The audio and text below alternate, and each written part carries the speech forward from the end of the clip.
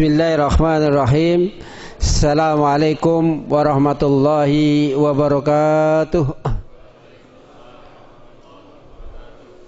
Innal hamdalillah nahmaduhu wa nasta'inuhu wa nastaghfiruh wa na'udzu billahi min shururi anfusina wa min sayyiati a'malina.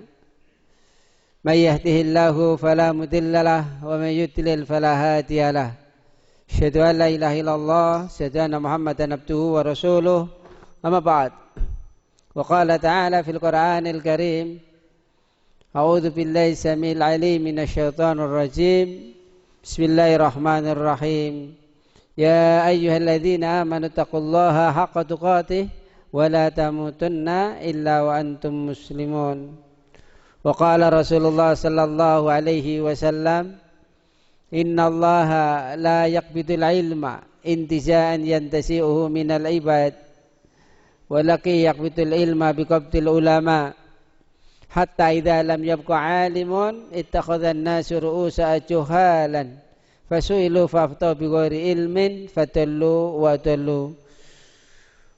Wa qala aidan man salaka tariqa yaltamisu fihi ilman sahalallahu lahu tariqan ilal jannah.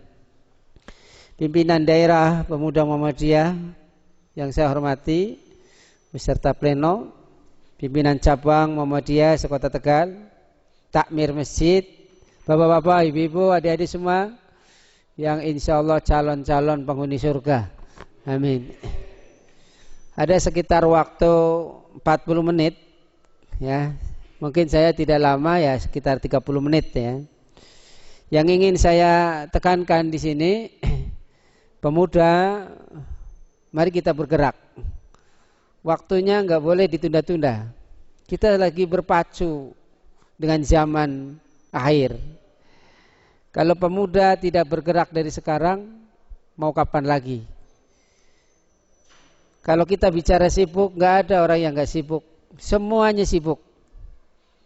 Sampai saya sering buat anekdot, wong edan pe sibuk, nggak? Siapa itu orang gila? Bawa kresek mana mene, awan bengi esuk sore, ya sibuk dia. Maka jangan berkata sibuk. Rasulullah Shallallahu Alaihi Wasallam kurang apa mencontohkan kepada kita? Beliau pemimpin negara, istrinya juga bukan hanya satu, tetapi masya Allah dalam dakwah siang malam. Nah kita sibuknya sibuk apa gitu ya. Maka saya mengajak semuanya bisa.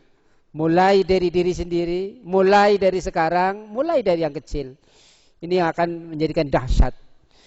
Maka bismillah, ini mestinya saya jadwal pengajian di pimpinan daerah, tapi saya ingin sama pemuda aja dulu lah, pemuda. Karena saya nggak tahu, mungkin ini Ramadan terakhir bisa jadi saya ketemu dengan Bapak Ibu, saya nggak tahu. Maka saya ingin mengajak khususnya pemuda, di tangan kalianlah Muhammadiyah Kota Tegal akan menjadi lebih mencerahkan.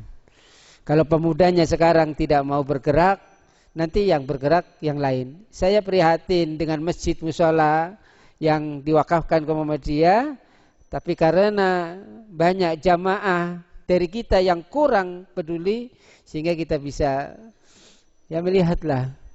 Maka saya sampaikan pemuda terutama berjamaah sholatnya itu ditekankan gitu. Di mana kita lingkungan pemuda, silakan jangan sholat di rumah gitu. Jangan sholat di rumah kecuali memang pandemi kemarin, dan alhamdulillah tahun ini kita akan boleh teruskan.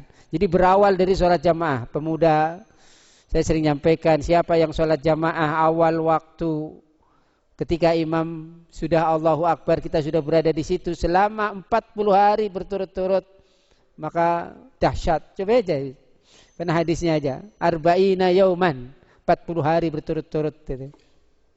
Baik, kita mulai. Nah ini harapan itu. Harapan. Yang intinya di dalam doa-doa kita, mohonlah kepada Allah. Aku akan memohon pada Allah Subhanahu wa taala untuk berjumpa denganmu 2 kali. Ini kata-kata motivasi ya. sekali di dunia ini seperti ini dan sekali lagi di surga. Kita pengen masuk surga sendiri-sendiri apa bareng-bareng? Bareng-bareng. Maka ajak pemuda Muhammadiyah untuk mengajak pimpinan cabang, pimpinan ranting, ya, kuatkan. Ini kalau pemuda Muhammadiyahnya udah bergerak, ranting seluruh kota Tegal bergerak, masya Allah dahsyat. Gitu.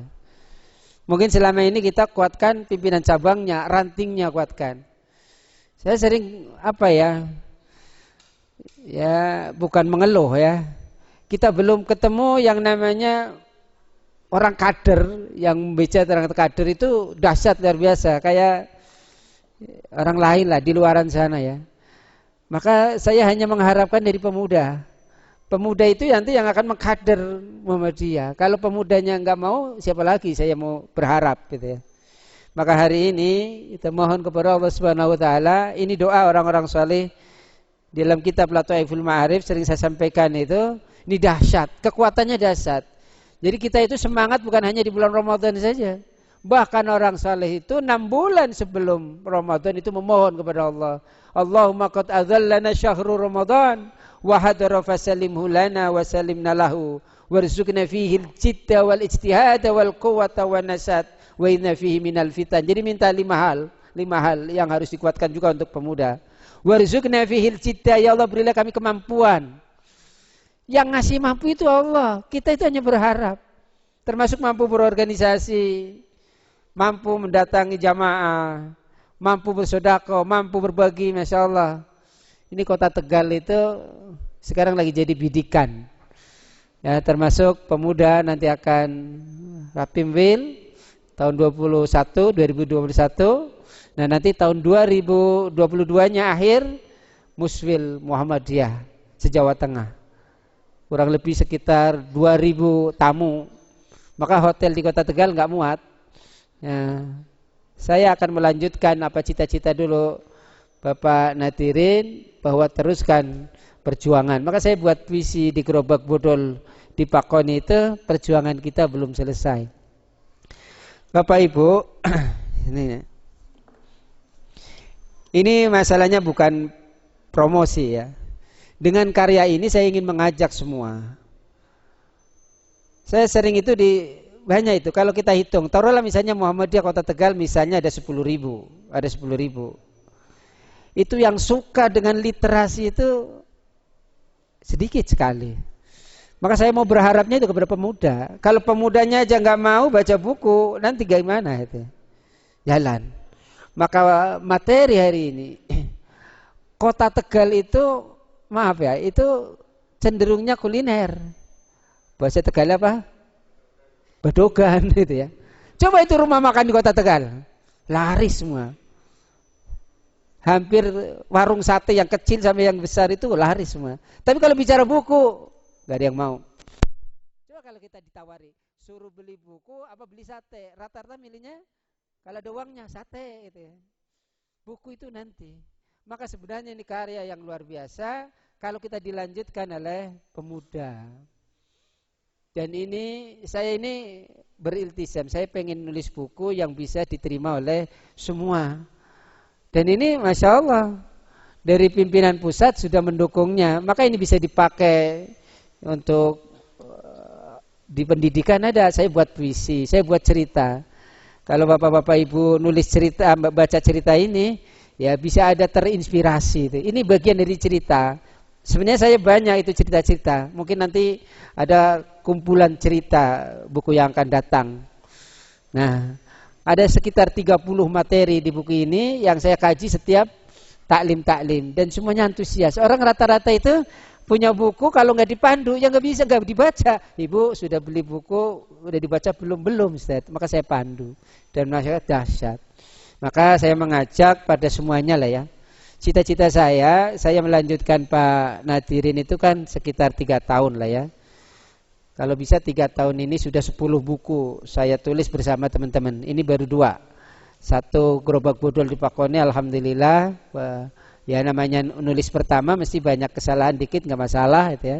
Dan ini buku yang kedua, alhamdulillah 600 sudah habis. Ini sekarang lagi cetak. ya saya ambil nggak sebanyak-banyak lah. Saya ingin fokuskan buku selanjutnya saja 300 dan sudah banyak yang pesan. Di luar Jawa sudah banyak juga. Maka saya bersyukur ya, saya masih bisa diberi kesempatan untuk berbuat. Kalau saya meninggal, kemudian buku ini bisa dimanfaatkan orang, saya di alam kuburnya bisa mendapat pahala terus. Saya tulis di sini ada 7 amalan yang akan mengalir terus pahalanya. Di antaranya apa? Man 'allama ilman, orang yang terus mengamalkan ilmu. Maka Bapak Ibu hadirin rahimakumullah, ini tadi malam Sabtu ya. Kami sudah berazam sepakat keluarganya setelah perjuangan Panadirin kami akan menulis tentang perjuangan Kiai Haji Hisam Adnan dan seterusnya. Dukunglah kami, dan saya pribadi punya cita-cita kalaulah saya ketemu dengan orang kaya misalnya Agnia, dan Agnia itu mewakafkan hartanya, saya ingin menggratiskan kapan waktunya 10.000 buku. Nah, kalau 10.000 buku, kalau saya ambil di Suara Muhammadiyah, ini kurang lebih standar 50.000. Bayangkan berapa? 50.000 kali 10.000 berapa? 500 juta. Bisa. Muhammadiyah itu kaya. Dan Allah yang ngasih.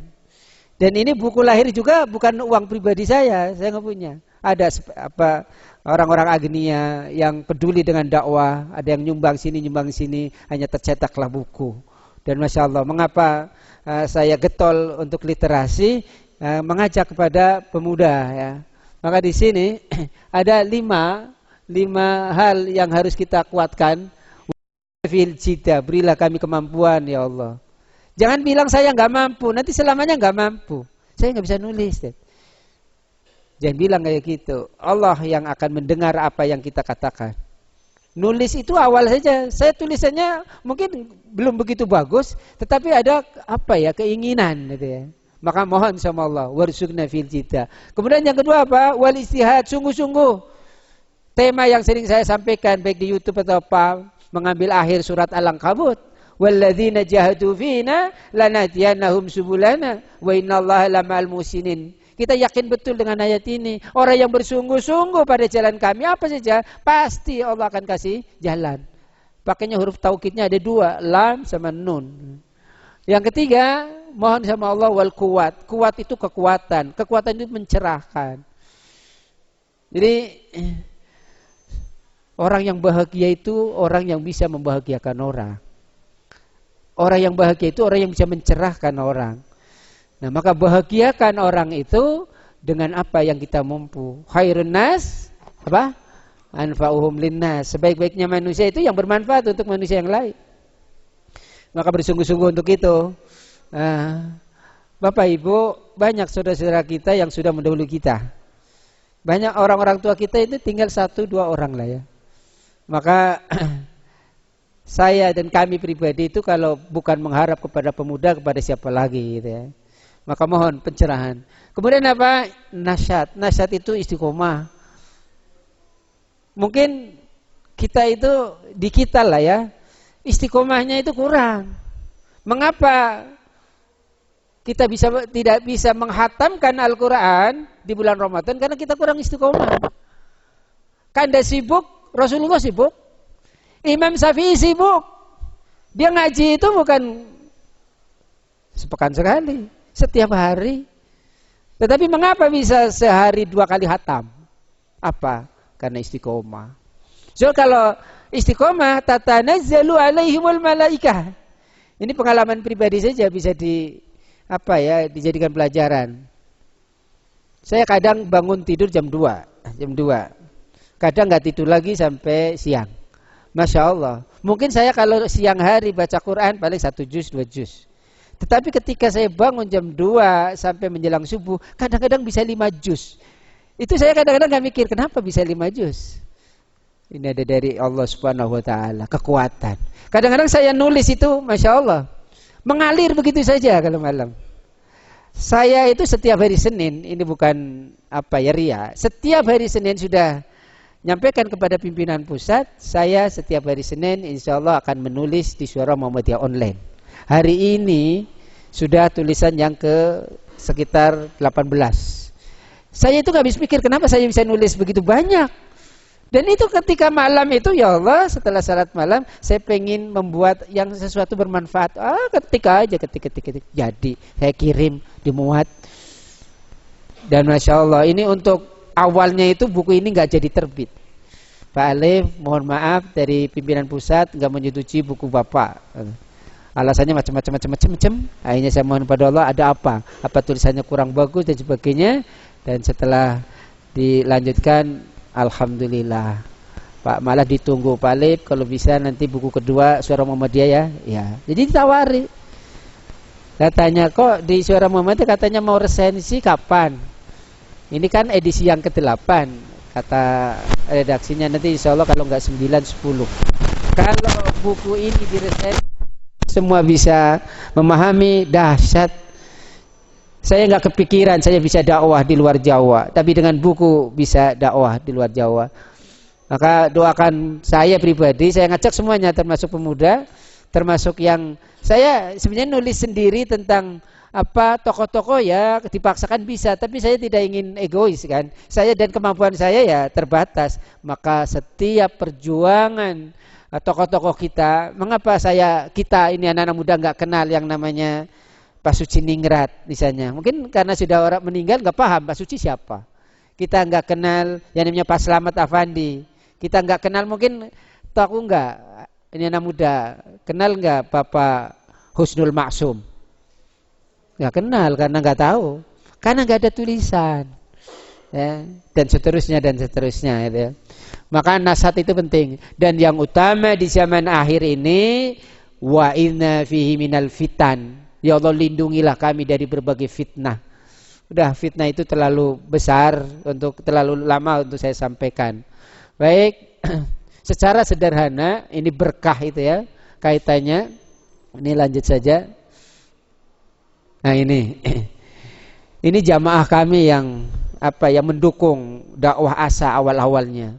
Jadi jamaah haji kemudian manasik di saya, akhirnya udah Pak Alif kalau bisa dakwah jangan berhenti. Akhirnya mereka yang mendukung, nama pengajiannya Husnul Khotimah, maka terbitlah YouTube, terbitlah buku ini, dan mereka mendukung terus ya perjuangan kami. Nah ini sudah mafhum. Nah, ini. Bapak Ibu adik-adik semuanya, terutama pemuda, dakwah literasi yang hari ini ingin saya sampaikan. Ada 3 metode dakwah atau cara berdakwah. Pertama, dakwah bil lisan. Ini yang sering kita dengar, yakni dakwah dengan lisan seperti khutbah dan ceramah secara monolog. Ini sudah mahfum semua. Yang kedua, dakwah bil hal. Ini yang harus kuatkan juga oleh pemuda. Orang-orang tua kita dulu dari yang dipelopori oleh Kiai Haji Ahmad Dahlan ini sudah bukan hanya bil lisan saja, bil hal, yakni dakwah dengan cara aktualisasi diri atau tindakan nyata. Misalnya membuat orang yang lapar jadi kenyang, yang menangis jadi tertawa, dan yang bodoh jadi berilmu. Kita itu berdosa ketika melihat orang-orang miskin tidak bisa makan. Kita itu orang hebat katanya pimpinan daerah, pimpinan cabang, tetapi ketika melihat warganya sendiri minimal punya kesusahan, dibiarkan saja, kita berdosa. Maka saya ingin nyampaikan di kapan-kapan ingin mengumpulkan takmir masjid se-Kota Tegal, utamanya bagaimana kita memakmurkan masjid. Banyak masjid-masjid yang maaf tidak ada kegiatan, bahkan ini masuk WA, Pak Alif, sekarang masjidnya nggak ada yang imami. Nah kan ini tugas pemuda ini yang akan menggantikan nanti pemimpin. Kalau masjid sudah nggak ada yang imami, ya udah alamat. Padahal intinya sholat 5 waktu. Maka di Masjid Nun kami berazam berawal model merangkak seperti Masjid Al-Falah misalnya di Sragen, seperti Masjid Jogokarian di Yogyakarta. Maka sesuai dengan kemampuan imam digaji. Mengapa imam tidak mau ngimami? Ya kita kan dia butuh uang, dia bekerja. Bekerja tidak selamanya di sekitaran masjid, di luar masjid. Mau sholat sini nggak nyampe, maka imamnya nggak ngimami. Nah ini, maka sebenarnya kita bisa dahsyat kalau dikelola dengan benar itu uang kas masjid, bisa itu bayar imam masjid, bisa bayar marbot. Dan Allah ini rumah Allah, Allah yang akan kasih. Yang penting jalannya benar itu. Maka monggolah pemuda masuk takmir masjid. Masjid itu di Masjid Al-Falah, tahu nggak? Pernah ke sana nggak? Itu rata-rata takmirnya itu muda-muda. Grace gitu ya. Semangatnya luar biasa. Orang tua itu hanya memberi dorongan saja. Masya Allah, bergeraknya luar biasa. Ya ini maksudnya. Maka ini dakwah bilhal. Nah yang ketiga, ini yang ingin saya kuatkan, dakwah bil kitabah. Kita kalah. Kalau saya buka di online, kita kalah dengan NU online, kita kalah dengan Salafi, kita kalah dengan yang lain-lain. Saya ingin melihat tulisan pemuda Muhammadiyah, nggak ketemu. Orang-orang Muhammadiyah yang aktif nggak ketemu. Maka saya berazam setiap Senin itu nulis itu ya dalam rangka itu. Maka dakwah ini teman-teman pemuda ini penting. Dakwah bil kitabah. Inilah yang disebut dakwah literasi dan literasi dakwah. Yakni dakwah yang menjadikan bahan bacaan sebagai medianya. Sholat tarawih saja, walaupun kita sudah ngerjakan bertahun-tahun, tapi ini ya, Profesor Dr. Haji Samsul Anwar menulis buku khusus sholat tarawih sampai ya 450 halaman lah, mendekati 500 halaman ini. Ini dahsyat luar biasa. Dan di sini bisa setiap yang kita alami nulis apa sajalah. Saya ingin minta sama pemuda nanti kalau sudah pandemi sudah berlalu, sering-seringlah mengadakan kegiatan untuk anak-anak muda, untuk literasi. Nulis cerpen, nulis puisi. Ini berawal gitu, nulis dakwah, macam-macam. Ini untuk menggerakkan. Nah, mungkin orang-orang tua dulu lupa dengan yang ini, akhirnya banyak pemuda-pemuda kita yang lari ke yang lain. Nah, ini kita gerakan pemuda Muhammadiyah ini. Dakwah literasi itu sendiri adalah upaya mengajak masyarakat untuk mengenal dan membaca sumber bahan bacaan. Bacaan kita jelas. At-tamassuku bil Quran was sunnah. Jadi kalau kita sama Al-Quran saja nggak akrab, bagaimana kita mau menjadi orang yang ahli literasi itu? Jadi utamanya Quran dan sunnah. Bacaan kita itu banyak, seperti bacaan saya itu belum sempurna. Maka majelis tarjih itu sebenarnya ini pekan-pekan ini ingin mengundang semuanya lah, termasuk pemuda. Udah nggak usah yang molok-molok, bacaan Al-Fatihah saja dulu. Karena intinya la sholata illa bi fatihatil kitab. Nah ini, maka Al-Quran ini penting karena Rasulullah bersabda, khairukum man ta'allamal Quran wa 'allamahu. Sebaik-baik kalian adalah orang yang mau belajar Al-Quran. Jadi kalau pemudanya mau belajar Al-Quran, dahsyat 10 tahun yang akan datang.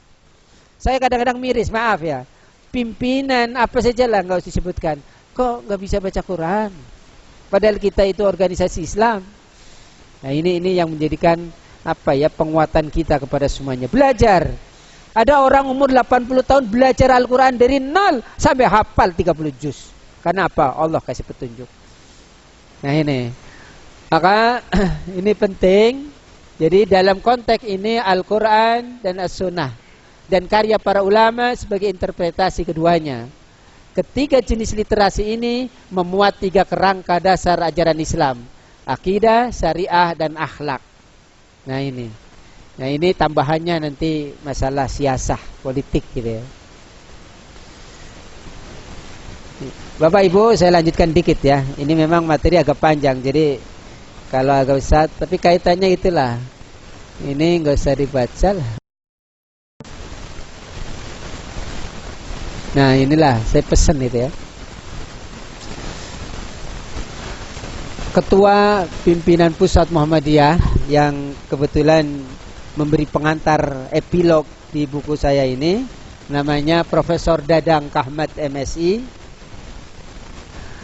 Dia menyampaikan bahwa berdasarkan hasil penelitiannya dari UIN Jakarta, itu menunjukkan 54,2% generasi Z, generasi kita ini selalu mencari informasi terkait agama dan lainnya melalui internet. Selain itu, yang menjadi tren saat ini dalam menganut ilmu agama, generasi Z tidak lagi mengenal organisasi Islam, baik Muhammadiyah maupun NU. Namun mereka lebih merujuk kepada pribadi seseorang yang diantaranya adalah tokoh-tokoh dai di masa kini. Jadi mereka itu kayak sudah nggak ngeh lagi sama NU sama Muhammadiyah. Ya, yang ia cari itu figur tokoh yang dijadikan panutan luar biasa. Maka munculkan itu. Kemudian hal ini menunjukkan bahwa peran teknologi sangat berpengaruh pada eksistensi Muhammadiyah dalam melebarkan sayap dakwah dan pendidikan. Ini zamannya kita. Ya, zamannya literasi, zamannya internet. Ya, sebenarnya berdakwah di media sosial sudah sangat strategis, mengingat jangkauannya sangat luas dan tidak terbatas. Di Indonesia saja dari 270 juta penduduk lebih, berapa? 270 juta. Bisa lebih sekarang ya. Lebih dari 60%-nya pengguna media sosial. 60%. Bayangkan, ceramah kita di kanal YouTube akan disaksikan oleh berjuta-juta penonton yang kebanyakan generasi muda yang memang dunianya adalah dunia maya, media virtual. Ini harus kita raih, harus kita kuatkan. Maka bersungguh-sungguhlah para pemuda, terutama dalam dakwah ini. Tadi Mas Wahab menyampaikan perlu ada pelatihan khusus kayaknya, perlu ada penguatan khusus ya untuk dakwah ini. Nah, Dadang Kahmat mengomentari buku saya ini. Buku yang diterbitkan oleh penerbit Suara Muhammadiyah ini adalah buku yang sangat bagus, baik formatnya maupun isinya. Diharapkan bisa menjangkau pembaca yang kebetulan berada di daerah yang tidak terjangkau oleh media sosial, maupun bagi yang ingin mendalami materi yang sudah mereka simak di media sosial, penasaran ingin tahu dalam bentuk buku, sehingga informasi keagamaan yang baik ini bisa mereka peroleh dan nikmati untuk menambah pengetahuan agama mereka.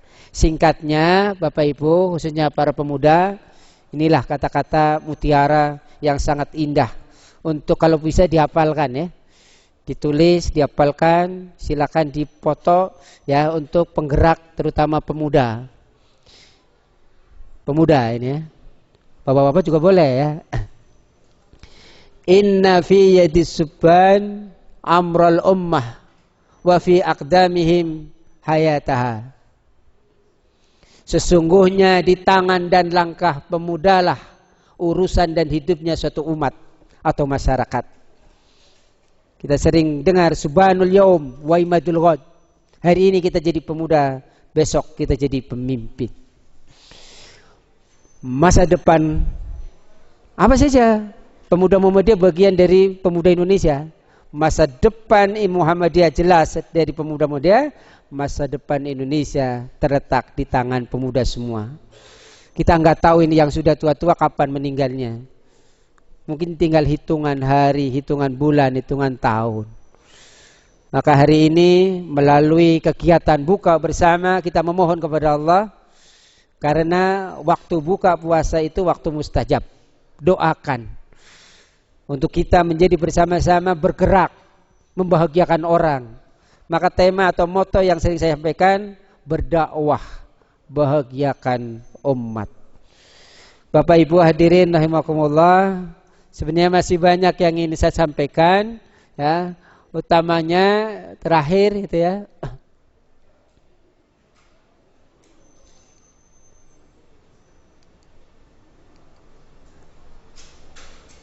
Nah ini ayat yang sangat viral dan saya yakin sudah pada hafal semua lah ya. Ya ayyuhalladzina amanu taqullaha wal tandur nafsum ma qaddamat lighad wattaqullaha innallaha khabirum bima ta'malun. Hai orang-orang yang beriman, bertakwalah kepada Allah dan hendaklah setiap diri memperhatikan apa yang telah diperbuatnya untuk hari esok. akhirat. Gak ada yang abadi di dunia ini. Kita pengen jadi apa? Gak abadi. Silakan dibuka. Saya telah menulis judulnya puisinya Imam Syafi'i. Kalau dipahami betul dahsyat. Jadi Imam Syafi'i juga pujangga dia. Senang sama puisi. Karena puisi itu pendekatan dirinya sama Allah luar biasa. Seringlah menulis puisi. Mungkin awal-awal pemuda nulis puisi tentang cinta itu. Dilanjutkan.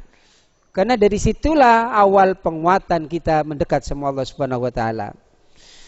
Maka kita disuruh oleh Allah bertakwa sampai 2 kali ayat ini. Wattaqullah di sini, terus di sini juga wattaqullah. Ya, bertakwa juga. Sesungguhnya Allah Maha mengetahui apa yang kamu kerjakan. Imam Al-Qurtubi menjelaskan bahwa kalimat wattaqullah dalam ayat ini memberikan pengertian pertama. Kalimat wattaqullah yang pertama bisa dipahami sebagai perintah untuk bertobat. Sudah terlalu jauh bangsa ini dari nilai-nilai Al-Quran dan hadis. Maka kita sebagai muslim untuk bersama-sama menyikapi perintah Allah Subhanahu wa taala. Walau anna ahlal qura amanu wattaqau. Kalaulah penduduk suatu negeri beriman dan bertakwa, dalam tafsir takwa di sini artinya bertobat. Kita itu bukan malaikat, mesti punya salah, mesti punya dosa. Maka dosa, salah, kesalahan itu bisa diselesaikan dengan bertobat. Kalau kita bertobat, Allah janji, walau anna ahlal qura amanu wattaqau, apa janji Allah? La fatahna alaihim barakatim minas samai wal ard. Akan dibukakan pintu keberkahan yang datang dari langit dan keluar dari bumi. Itu raih itu untuk pemuda itu. Kita pegang itu. Keberkahan insyaallah. Maka tobat. Ini waktunya. Banyak istighfar. Di buku ini saya tulis ada 4 orang yang rugi di bulan Ramadan. Di antaranya apa? Ini halaman 136. Di antaranya orang yang puasa tapi nggak ningkat imannya. Orang yang puasa sudah selesai nggak dapat ampunan. Puasa tahun ini sama dengan puasa tahun kemarin. Siapa yang hari ini sama dengan tahun kemarin kan sama saja. Rugi dia. Dan dia puasa yang keempat tapi dia melakukan perbuatan-perbuatan yang merusak puasa itu sendiri. Maka perintah puasa di antaranya kita disuruh banyak istighfar. Mau buka puasa istighfar. Waktu sahur jangan nonton TV lah. Banyak istighfar. Wa bil ashari hum yastaghfirun. Hendaknya waktu sahur banyak istighfar. Ya. Yang utama sayyidul istighfar. Ya ini. Jadi yang pertama tobat utama. Enggak boleh. Maka Indonesia kalau pengen maju, pengen makmur, ya tobat nasional. Tapi kalau enggak mau, ya enggak tahulah nanti yang terjadi apa itu. Wallahu a'lam. Yang kedua, sedangkan pengulangan kalimat wattaqullah pada ayat ini untuk yang kedua kalinya memberikan pengertian agar kita berhati-hati terhadap kemungkinan perbuatan maksiat yang bisa terjadi di kemudian hari setelah kita bertobat. Ini yang berat. Orang ibadah haji luar biasa, di sana ibadah luar biasa, tapi setelah pulang menjaga kemabruran hajinya susah. Nah, di bulan Ramadan ini Allah perintah kita, panggilannya khusus adalah orang beriman, endingnya takwa. Ya ayyuhalladzina amanu kutiba alaikumus siyam kama kutiba alal ladzina min qablikum la'allakum tattaqun. Ya ayyuhalladzina amanu, hai orang-orang yang beriman, kutiba alaikumu, kumnya berarti kita semua, asyam untuk berpuasa. Maka insyaallah pada kesempatan yang lain kita bedah mengapa Allah perintah puasa. Karena ada rahasia-rahasianya. Allah sayang sama orang yang beriman, sehingga tidak ingin orang beriman itu terjerumus begitu jauh. Maka endingnya la'allakum tattaqun. Bapak Ibu, mungkin sementara ini saja karena beberapa menit akan buka puasa. Kita akhiri dengan berdoa bersama-sama. Asyhadu an la ilaha illallah astaghfirullah nas'alukal jannata wa na'udzubika minan nar. Asyhadu an la ilaha illallah astaghfirullah nas'alukal jannata wa na'udzubika minan nar. Asyhadu an la ilaha illallah. Astaghfirullah. Nas'alukal jannata wa na'udzubika minan nar. Allahumma innaka afuwun tuhibbul afwa fa'fu anna. Allahumma innaka afuwun tuhibbul afwa fa'fu anna.